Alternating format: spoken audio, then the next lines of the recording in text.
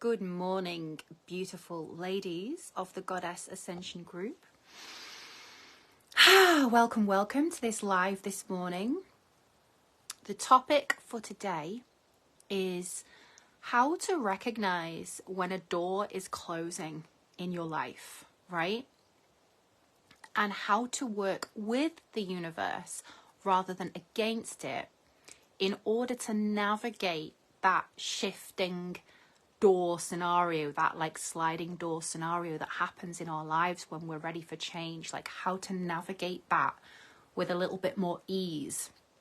So I'm going to give you some key pointers this morning of how to see the emotional signs within your own body when change is afoot, when change is on the horizon, and how to avoid this tendency that I think we all have at some level to resist change, right? So let me know when you come on that you are here. I always love to know who I'm talking to and who I'm sharing my transmissions with, and to welcome you. So let me know if you're with me. And if you come on later on, also please let me know that you were here. And I'd love to ask, as a kind of starting point, hi Beatrice, just drop me a little comment so I can see if the comments are active. If not, I'll check my iPad. So change can come in many ways, right?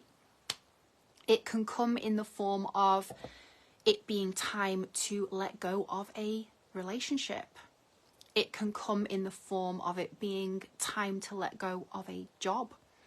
It can come in the form of it being time to let go of a location and actually move house, maybe even move to a different country. And I know that it is a key part of what's happening right now in the collective field, that so many of us are being galvanized to make these changes, okay? So I've got a few terms that I use to describe this. Call it like the cosmic squeeze, when the universe is squeezing us.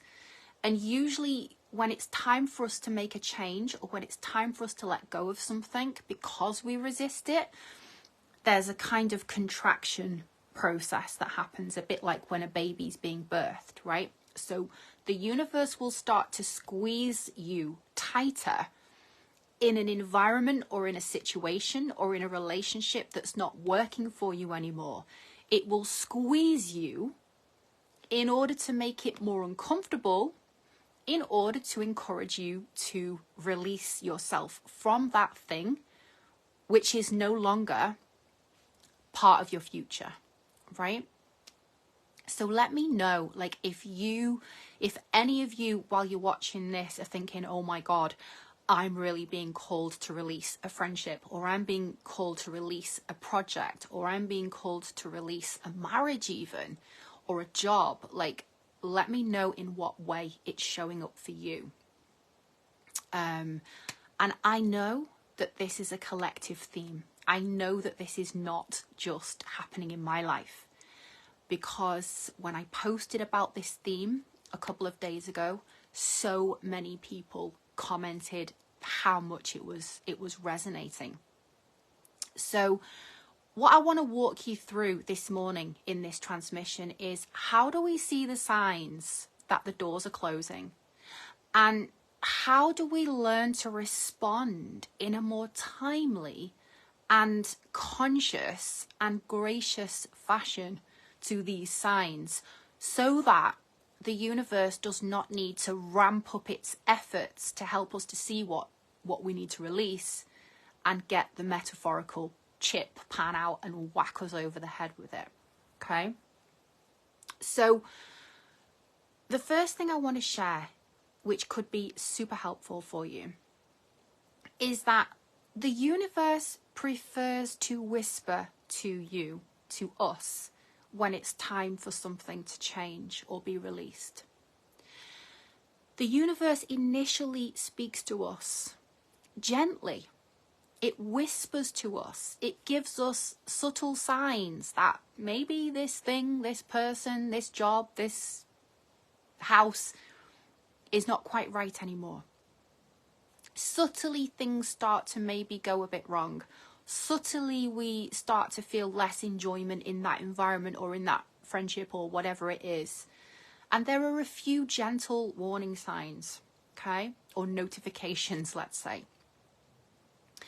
And a lot of the time, we don't listen in those early stages where the universe is speaking to us quite gently, right? Let me know if this resonates. We hear it, we hear the whisperings, and we think, no, it's fine. I just need to keep working here for a bit longer, or I just need to keep putting up with this relationship dynamic, and sooner or later hopefully things will improve, or I just need to ride it out for the sake of the children, or I just, we're very good at finding ways to stay stuck, right? And this is one of the great paradoxes, one of the great human paradoxes, of which there are many, is that on the one hand, we want change, we want new possibilities, we want to be on that elevated timeline.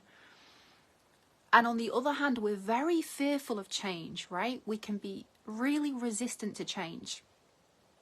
Hence why we often stay in situations way, way longer than we were actually meant to, okay? So the universe initially speaks to you gently.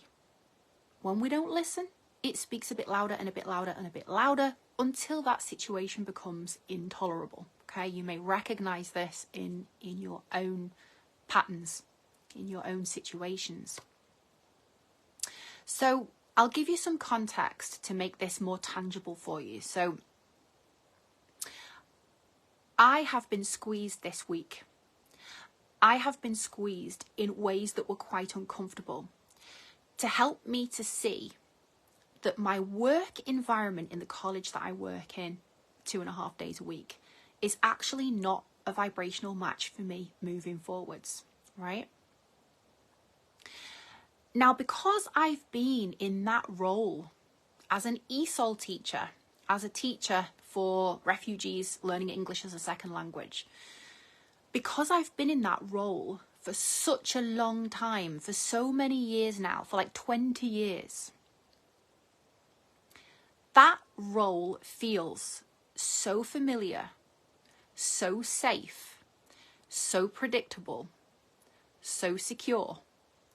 The financial trade-off for that work is entirely predictable and safe. Okay, I know exactly how much money is going to land in the bank account in exchange for 2.5 days of my week dedicated to that work. I also know that staying in that environment, although I don't mind it, and although on certain days I enjoy it, and although there are certain aspects of it that really work for me, in my heart of hearts, I know that that job is not my highest timeline, okay? So you may resonate with this concept that you might be doing a certain line of work at the moment, or you might be in a particular relationship or situation at the moment that's okay. It's okay. It's just not amazing, right? And oftentimes we accept okay because at least it's not terrible. At least we don't hate it, yeah? And as soon as we find ourselves using this phrase, at least, then the mind uses that as a good way of keeping itself small, of keeping us in a situation that is safe but boring, safe but we've outgrown it, predictable but entirely stifling to our expansion, okay? And so my contract with that college naturally came to an end on the 31st of July this summer. So my higher self, and this is an interesting one to notice the mismatch of the dialogue between the higher self, aka the version of you that has faith, and the lower self, or the human self, if you want to call it that, which is filled with fear. Okay, there's always two conversations going on in the mind when these decisions need to be made, right? And often we kind of flip between the two. So my higher self knows that I've outgrown this line of work, that I've outgrown being in that type of environment, that I've outgrown giving my power away to an organization or an external boss, because that is not actually fully in alignment with being totally sovereign, right? So my higher self is fully aware of that. But my human is like, oh, but this feels really safe. And I know that I have to come here every Monday and Tuesday and Wednesday, so I can just do that without thinking. And the teaching is really easy, and I quite like the people around me in that college. They're quite nice, most of them. And it's okay, and I don't have to think, and I get paid. So why would I leave? Right? So the contract came to a natural end on the 31st of July. And I had been talking to myself quite a lot in the lead up to that happening and saying to myself, this is a sign. This is a natural sign that my physical contract and my energetic contract with this college or this line of work is naturally coming to an end. Okay? And that represents a peaceful end, if you know what I'm saying. It's not like a dramatic, I'm leaving in the middle of the term because I hate this job, or I'm walking out dramatically because I've had a altercation with somebody here, with a manager or something like that, and it's intolerable for me to stay. It's not got to that extreme. But often we wait till it gets to an extreme before we have the courage to leap, right? When in fact, it's much better to leap when the signs are gentler, because then it gets to be a much gentler transition for us, okay? So when the fear came of losing the job, as the 31st of July got closer and the fear kicked in of losing the stability, the safety, the predictability, fear came in, and I started, my human started doing whatever my human could do to extend the contract.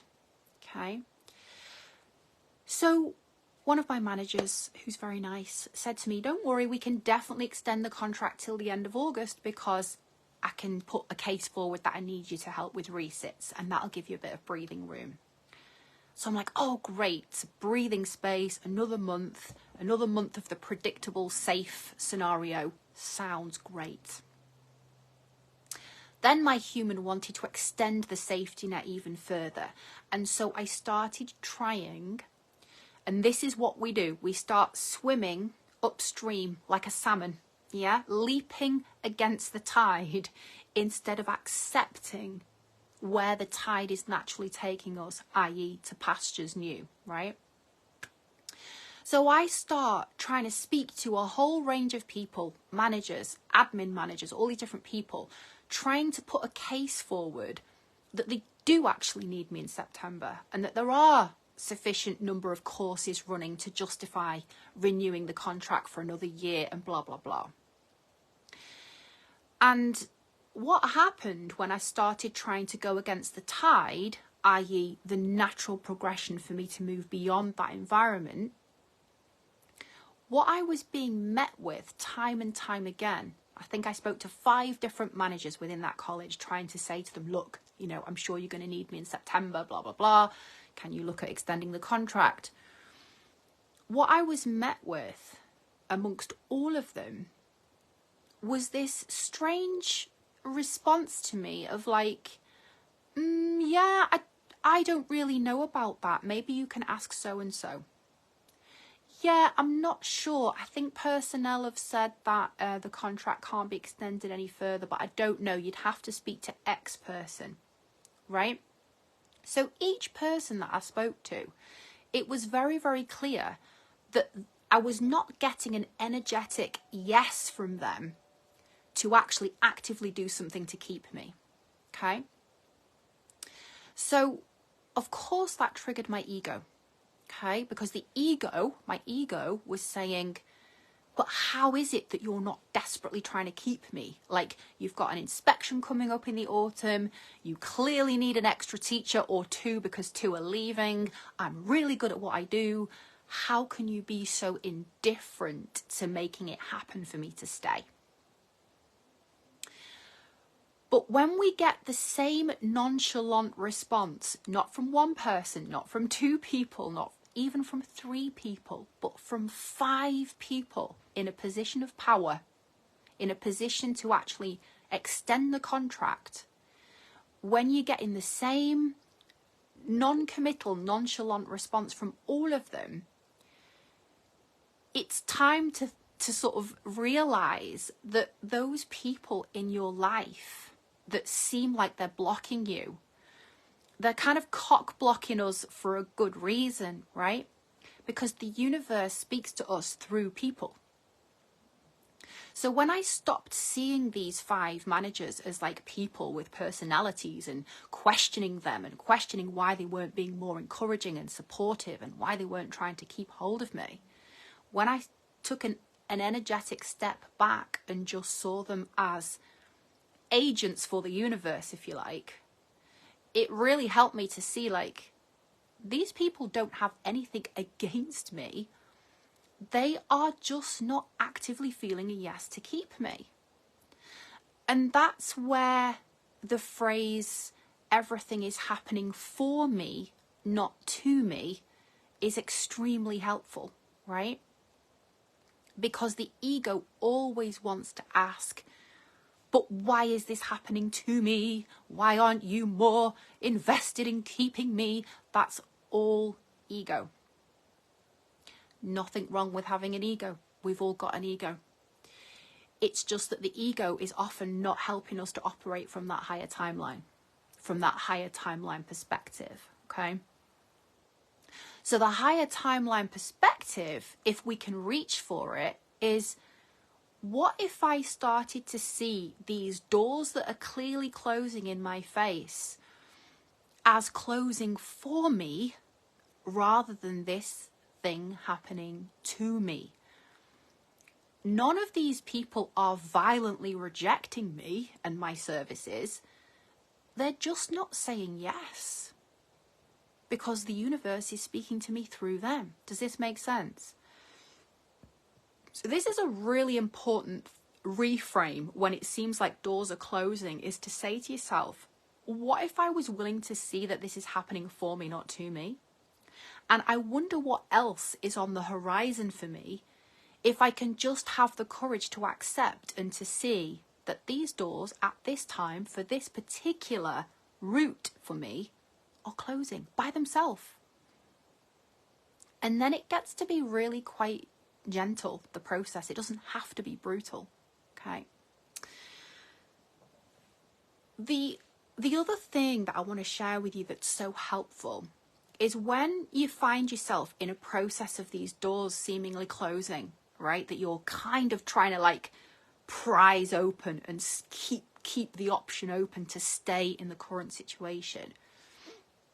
The other thing that's super helpful is learning to track your emotions in the process, because your emotions will tell you so much about where you are in your power and where you have given your power away. Okay? So on Tuesday, when we had a big staff training event where all the managers were there, that's when I was kind of like speaking to different managers during the breaks and things like that, saying to them, you know, don't know whether you know my contract's come to an end and blah, blah, blah, and is there anything you can do? As I was speaking to each of them, and I was just not getting an energetic yes for them to take on this project of getting me a new contract, I started to feel despondent. I started to feel unvalued. I started to feel perplexed, like, why are they not trying to keep me? And then in the afternoon, the big manager, so the one that's the overall manager of all the campuses for that subject specialism, she had us in a room, and in the afternoon she said, I want people who teach this subject on that table, I want people who teach this other subject on this other table, blah, blah, blah. At which point I felt some anger inside me, right? Because I was starting to feel humiliated because I didn't know which table to sit on because she's talking about what we're going to be teaching in September. I don't have a contract for September, right?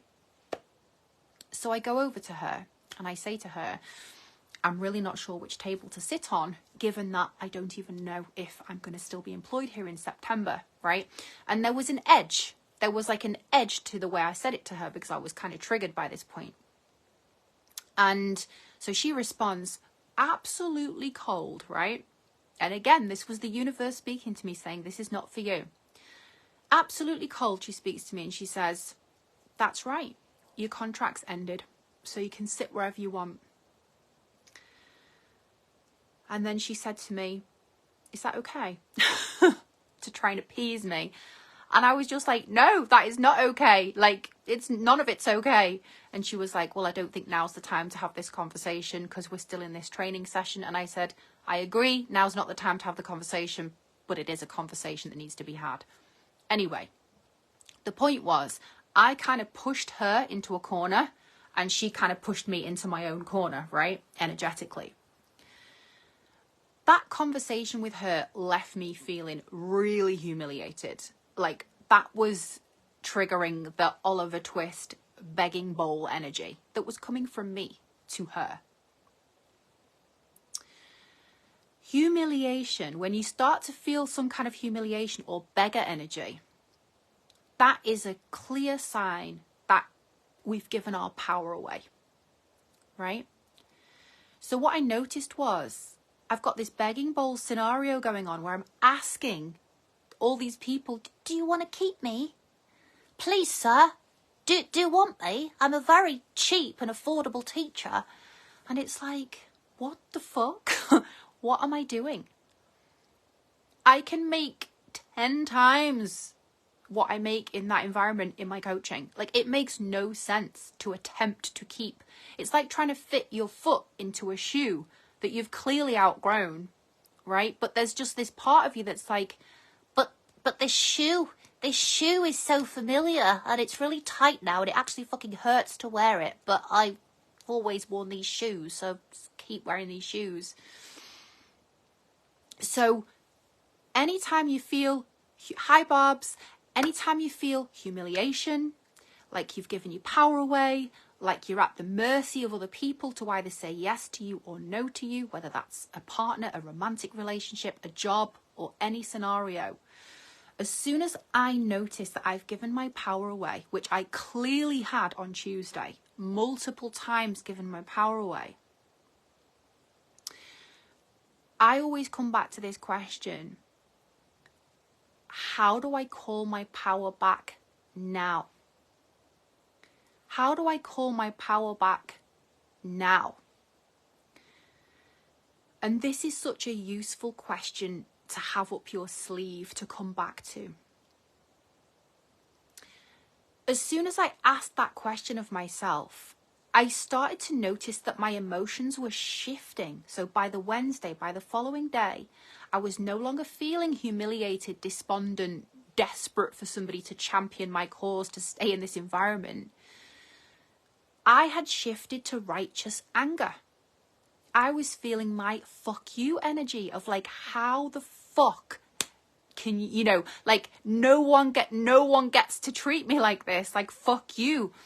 I'm now deciding, I'm taking my power back. I'm now deciding that I am dropping the ball here.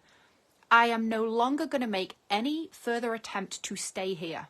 I'm not going to email anyone. I'm not going to ask anyone. I'm not going to chase anyone up. I'm stepping away, right? I'm calling my power back. I'm stepping away. I'm not chasing this job anymore. It should be, my cousin said to me on the phone, he was like, this is so the wrong way round. Like, they so need you more than you need them.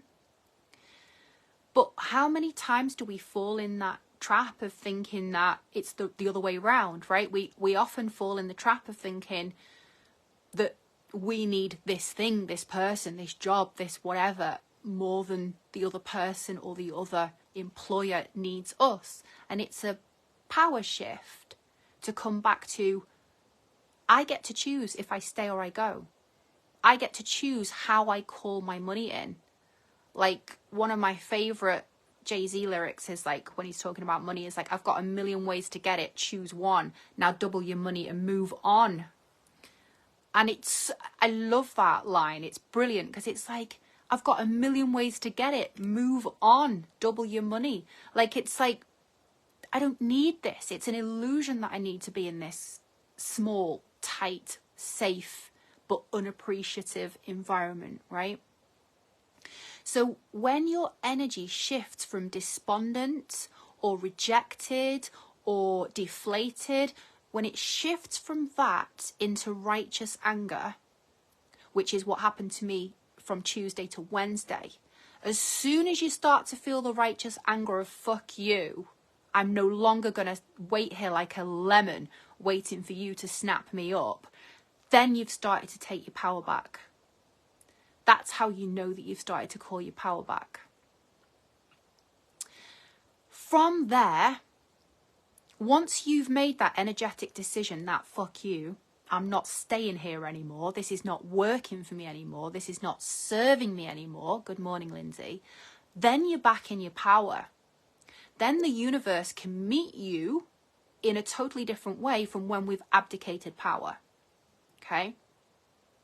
So this brings me to the third point that I want to share, is that many times when we know in our heart of hearts that change needs to come, that we need to accept and embrace that change is on the cards for us, the human part of us, so the fearful part of us, is waiting for the universe to roll out the red carpet and to show us what the next better thing is going to look like, and to guarantee that it's safe to take the leap, right? We want the universe to somehow show us it's safe to leap.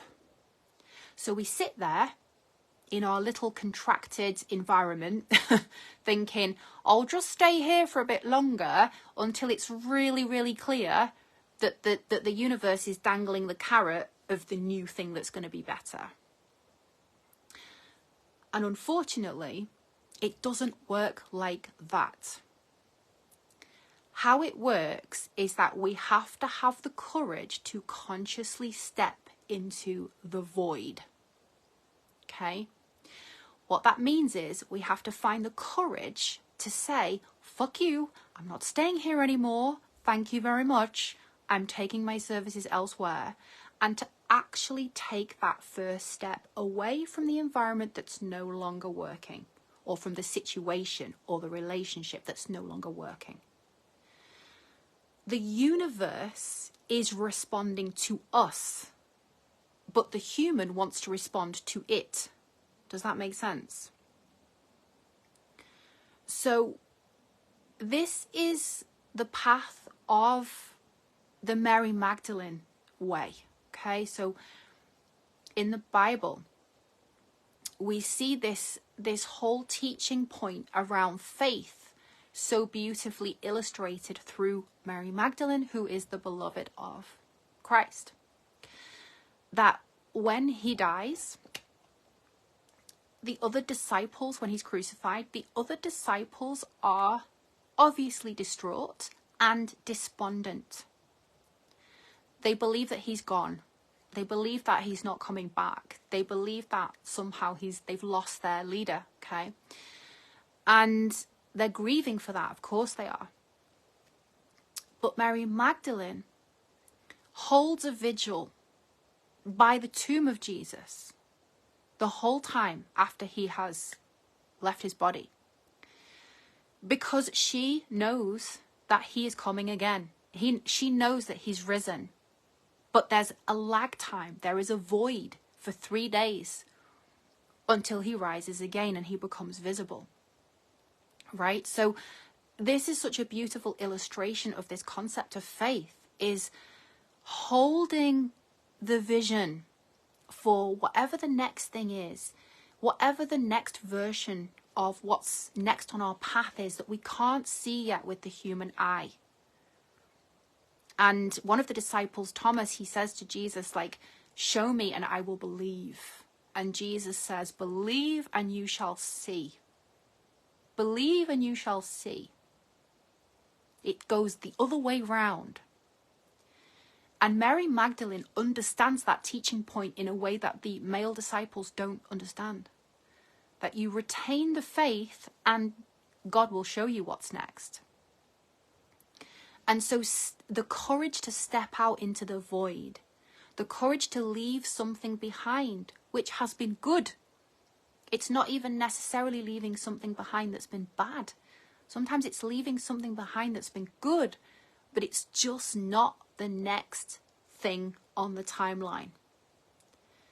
And that takes a lot of courage.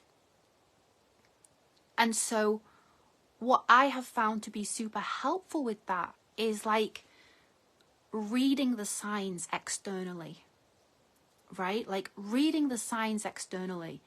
And the example that I've shared with you this morning, I think is a really good one of like, if I've spoken to 5 different people to ask them about extending my contract in this environment, and not one of them has said yes, then these are clear signs from the universe that it's not for me. And of course, the human part of us is like anxious of like, well, where will that money come from if I don't have this job? Where will that stability come from? Where will my routine come from? These are all fears that have arisen for me in the last few weeks. And it's like having that faith that if I release myself from this thing, which the universe is so clearly showing isn't for me anymore, then the universe can show me what's next. But it doesn't happen the other way around. There is not an invisible safety net. Well, there is, but we just can't see it. So it's having the courage to take the steps. And it doesn't have to be dramatic when we tune into the gentle signs. Doesn't have to wait till the point where the relationship is so toxic, it's like explosive, or the job is so intolerable that we hate going to work. We don't have to let it escalate to that point if we can get better at seeing the signs earlier and just trusting them. And just noticing when we're trying to swim upstream with something against the tide, and just call our energy back. And take action towards the new thing or the new things that we're desiring. Taking action. And then the universe can meet us there. Taking the first few steps. Letting people know. So in my case, it's like letting people know that I'm calling in and I have spaces for one-to-one coaching. That is what I'm calling in next. That is how I want to spend at least one day of my week moving forwards, is doing one-to-one coaching. So I'm making space for that now, but I have to let go of the day job, you know, and I've clung on to it for a very long time because it represents so much to me. Whatever's familiar to you, whether it's a job, a relationship, think about what it represents to you that you're holding on to. So for me, that job represents belonging. Okay, great. So let me open myself up to different ways to belong, different places where I could belong, different groups and tribes that I could belong to. It represents security. Okay, so how do I channel my own inner masculine, my own inner divine masculine, so that I create that security for myself within the structures of my own business, right? That job helps me to feel like I'm giving something back to society. Great. I'm sure I could volunteer for a charity one day a week and get that same feeling. Do you see what I mean? So if we start to look at, well, why am I so emotionally connected to holding on to this thing that I've clearly outgrown? What does this thing, this job, this relationship represent to me? And then how do I start to transition so that I get nourished by those things that I desire to be nourished by, but just from new sources, new people, new places? Lindsay, I described myself as an elastic band this morning. It's like I get so far, then snap back and start again. Snap back in what way, Lindsay? Can you describe what you mean by that? Give us a tangible example if you want to. So while I'm on and while I'm waiting for Lindsay to give us a specific example. I have spaces for one-to-one coaching. So my current offer at the moment is 4 sessions with me, 60 minutes, and you get the 4th session for free. So that's a really good offer that I've got on at the moment. That offer is available until the end of August, which is the 31st of August. So you've got like 1 more week basically to join me and to sign up for that 4-session offer if you feel like that would be supportive to you. If you are also navigating change in your life, or if you also would like to share in those one-to-one sessions and explore anything around conscious communication, boundaries, shadow work, inner child work, relationships, manifestation, all the things, I'm available. So just give me a shout in my inbox later if you would like to know more about the one-to-one coaching options with me. I feel really guided to do more of the one-to-one coaching. I'm really up for that. I'll also drop my Calendly link in the comments actually, because therefore, if I drop that, you can actually book in for a free 20 to 30 minute consultation. You can share with me what you might like to look at in one-to-one coaching, and then I can then we can go from there if it feels right to you to go ahead with the 4 sessions or not. I'm a big fan of the discovery call actually, because it helps me to see what you might like to work on, and it helps you to see, and both of us to see, if we feel like we can support each other. So Lindsay's saying sounds amazing, I'm definitely interested. Well, you know where I am, Lindsay. I get so far in retract, I'm feeling at that point now, but consciously working through the retract pattern. I still don't know what you're retracting from, but you can maybe tell me that later. But yeah, it's scary, isn't it? It's scary to embrace big change. There is a massive cosmic reshuffle going on at the moment, ladies. It's huge. Think of it like a deck of cards that's being reshuffled. And so many of you will be feeling that right now, that discombobulated feeling of like, big change is coming. It feels scary in your belly. You don't know what to do for the best. You might feel like a frozen rabbit in the headlights. And if you could do with some support to navigate that, I am absolutely here for it. And I'm also navigating it. And that's a big part of the way I coach, is that I always share that I am also navigating the same things as other people, but perhaps with just a slightly more, let's say, the ability to have a more panoramic view of what's going on for the collective and what's going on for all of us, and how to align with that faith side and that higher perspective side, which sometimes we can really struggle to hold on to when we feel like a rabbit in the headlights, right? So thank you, Lindsay, for being here. Thank you, Beatrice, Barbs, Hazel, and anyone else who popped on. Let me know in the comments later if you are also feeling like a door is naturally closing in your life, and what fears are coming up around trusting the signs that that's what's happening. Lindsay, it shows up in all areas really: relationships, business, personal healing. Yeah. And I think what the point that Lindsay's sharing here about getting so far and then retracting, I think we all do that, right? We all do that. And maybe it's a masculine concept in a way, that this trajectory should be very linear, right? Our progress should be linear on some kind of bar chart, you know. It doesn't seem to work like that in reality, does it? Sometimes it's 2 steps forward, 3 steps back. Sometimes we think we've healed something and then it reappears and we realize there's more work to do. Sometimes we feel like we can take on the world and we're really ready to embrace the next level of whatever it is we're meant to share and whatever we're meant to offer to the world. And then other times it seems really scary and we close again. I'm really working a lot with this theme at the moment of the birthing process. It's contractions, expansions, contractions and expansions. And I think we've kind of been programmed to think that when we're in an expansive state, that's good, and when we're in a contraction, that's bad. But it's actually the contraction that is the catalyst for the next expansion, right? It's this constant process of contraction, expansion. And it's very natural to us because we see that that's what happens in the female body when we're giving birth, when we're quite literally birthing something new.